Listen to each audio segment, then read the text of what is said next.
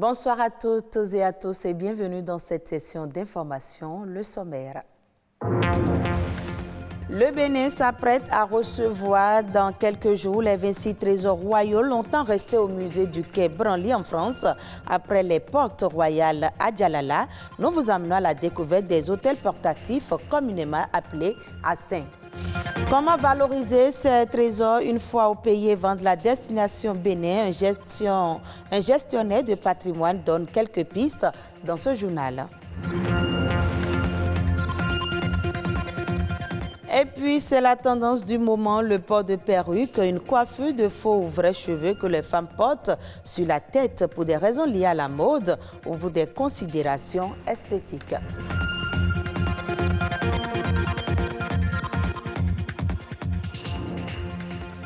Merci de votre fidélité. Aujourd'hui, 2 novembre, c'est la journée internationale de la fin de l'impunité pour les crimes commis contre les journalistes.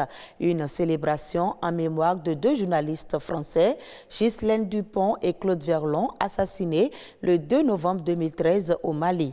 Entre 2006 et 2020, plus de 1200 journalistes ont été tués dans le monde et près de 9 cas sur 10 n'ont pas été élucidés selon l'Observatoire de l'UNESCO des journalistes assassinés.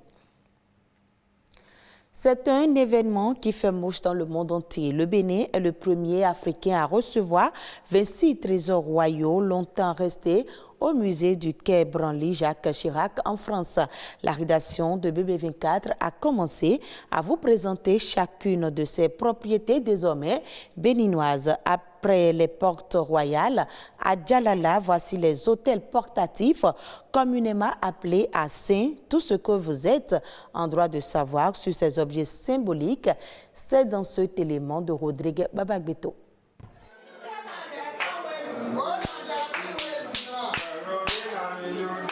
L'objet appelé Assins chez les Fonds ou Assanyi chez les Goûts est inventé par les cultures de langue B pour représenter des morts. Ces hôtels portatifs sont des objets rituels vaudous en métal ayant pour fonction principale de relier le monde des vivants à celui des défunts ou des ancêtres. Ils sont au nombre de 6 parmi les trésors royaux.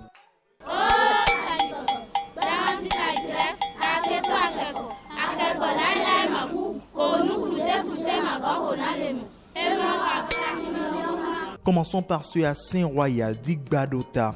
La grande finesse du métal travaillé, la composition inspirée de l'orfèvre et le choix de matériaux précieux associés à l'emblème de Béhanzin indiquent que l'objet lui était spécialement destiné.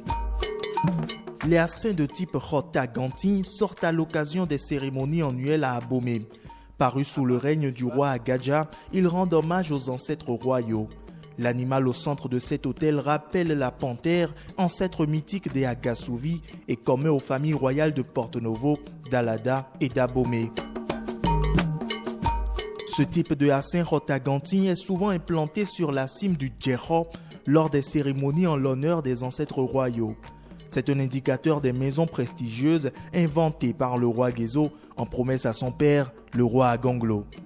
Aladassin, voilà le nom de cet autre hôtel portatif. Il était souvent planté sur le tertre de la case de l'ancêtre au cours des cérémonies comme une fin de deuil, une commémoration annuelle et des propitiations.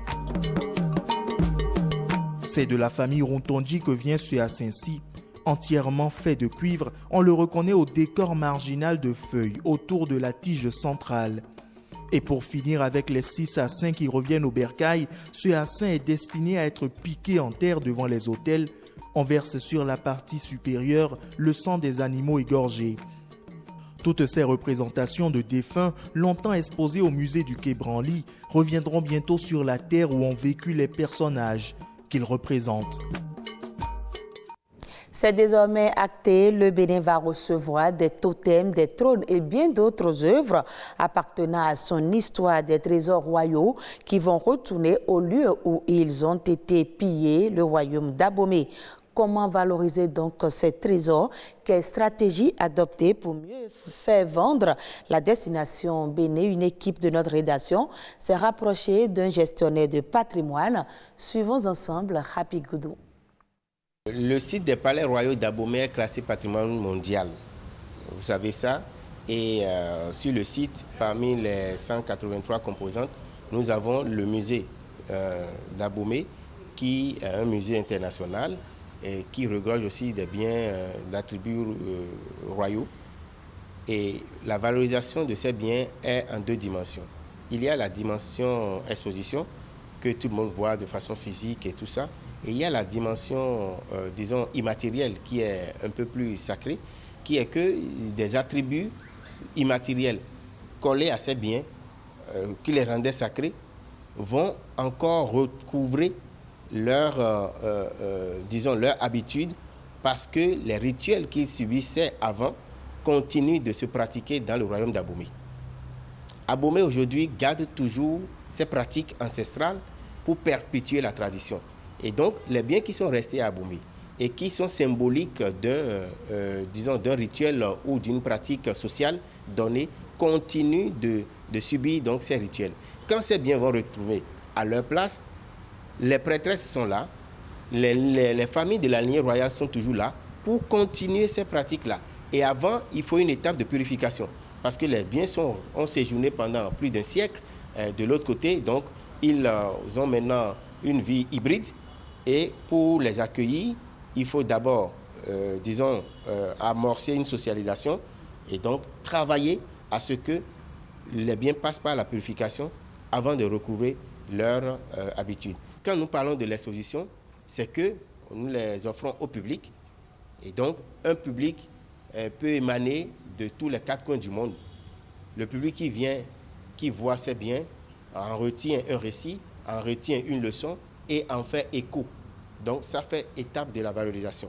Et le Bénin se révèle comme ça. Parlons maintenant du port de perruque, qui est la tendance du moment, longue ou courte. Bon nombre de femmes en portent, mais toutes ne l'apprécient pas. Chez les professionnels de la coiffure, confectionner une perruque n'est pas toujours une bonne affaire. Nadège Omoladessani s'est intéressée au sujet. Voici son reportage. Confectionnées avec des mèches naturelles ou synthétiques, les perruques passent pour être la tendance actuelle chez les dames. Pas évident aujourd'hui de distinguer sur une tête bien coiffée une perruque d'une mèche tissée chez les dames. Dans les salons de coiffure, plus besoin de perdre des heures pour se faire belle. Seule la mèche est indispensable et le professionnel coiffe sur un mannequin le modèle voulu par la cliente. C'est un style qui semble être apprécié par bon nombre de femmes, mais qui n'est pas du goût de certaines d'entre elles. Moi, je préfère les perruques. Parce que quand je finis mes courses en ville, je rentre à la maison, je peux l'enlever et respirer tranquillement. Je n'aime pas les perruques parce que ça me donne la chaleur sur la tête. Et surtout, j'ai un petit enfant. Quand nous sommes en route sur la voie, elle peut toutefois tirer ça sur ma tête et ça va s'enlever. Ou si tu es sur Zem, si tu n'arrives pas à bien placer ça, ça tombe. De l'avis de ce patron d'un salon de coiffure de la place, la confection des perruques aurait un autre avantage qui pousse de nombreuses femmes à l'adopter. Le fait de tisser chaque fois les tissages sur la tête agit sur les crânes. Et non seulement ça, si tu ne sais pas faire les nattes des tissages, ça peut aussi casser tes cheveux. Avec la perruque, les femmes changent de tête autant qu'elles le désirent. Un style le matin et un autre le soir devient un jeu.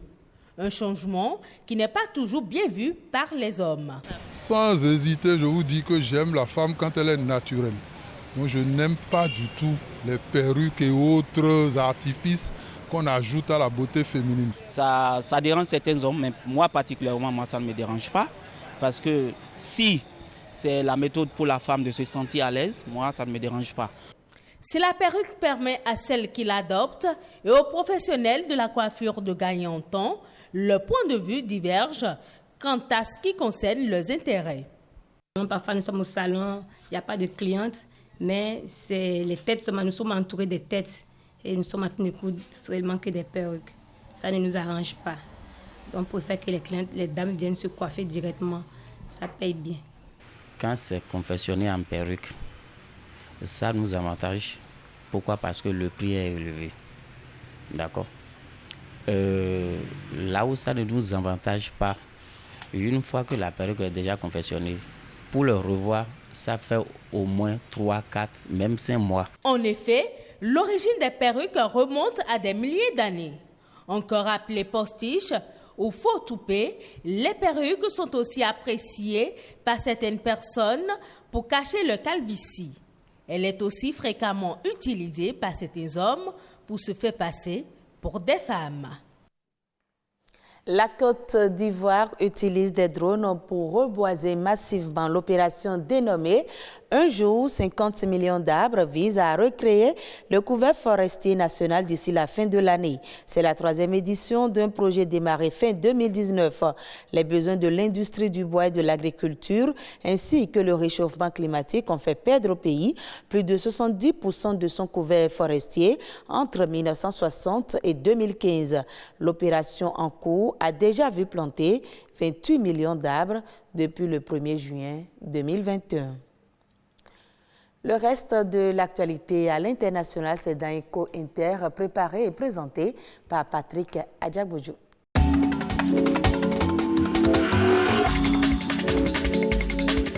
Depuis l'accord de Paris en 2015, l'objectif reste le même pour les pays signataires du COP26 en 2021. Limiter le réchauffement climatique à 1,5 degré Celsius. Mais à ce jour, seul un pays remplit tous les critères pour y parvenir. Il s'agit de la Gambie. Grâce à la reforestation et l'énergie solaire, ce petit pays de l'Afrique de l'Ouest se rapproche de son objectif de réduction de CO2. Alors que l'ouverture de la 26e conférence mondiale sur le climat est décrite comme celle de la dernière chance pour maîtriser le changement climatique, les pays qui regroupent 95% des forêts mondiales s'engagent à mettre un terme à la déforestation d'ici à 2030. La pandémie de Covid-19 a causé la mort de plus de 5 millions de personnes dans le monde. Depuis que l'OMS a fait état de l'apparition de la maladie fin décembre 2019 en Chine, selon l'agence France Presse, lundi à partir de bilan officiel. Ce bilan, qui prend en compte les décès comptabilisés par les autorités de santé nationales, ne représente qu'une part des décès réellement liés au coronavirus. L'OMS estime qu'en considérant la surmortalité directement et indirectement liée au Covid-19, le bilan de la pandémie pourrait être 2 à 3 fois plus élevé que celui officiellement recensé. Le droit à l'avortement divise la maison justice au Texas. En effet, la loi adoptée en mai par les élus républicains du Texas aux États-Unis interdit d'avorter dès que les battements de cœur de l'embryon sont perceptibles, soit vers les 6 semaines de grossesse. Cette loi s'applique en effet en cas d'inceste ou de viol. Mais attention, l'État très conservateur du Texas durcit encore sa législation sur l'avortement. Les femmes auront l'interdiction d'avorter après 6 semaines de grossesse, certes. Mais ce n'est pas tout. N'importe quel citoyen américain aura la possibilité de poursuivre au civil celle qui tenterait d'avorter, ainsi que les praticiens ou structures pratiquant l'acte après le délai imposé.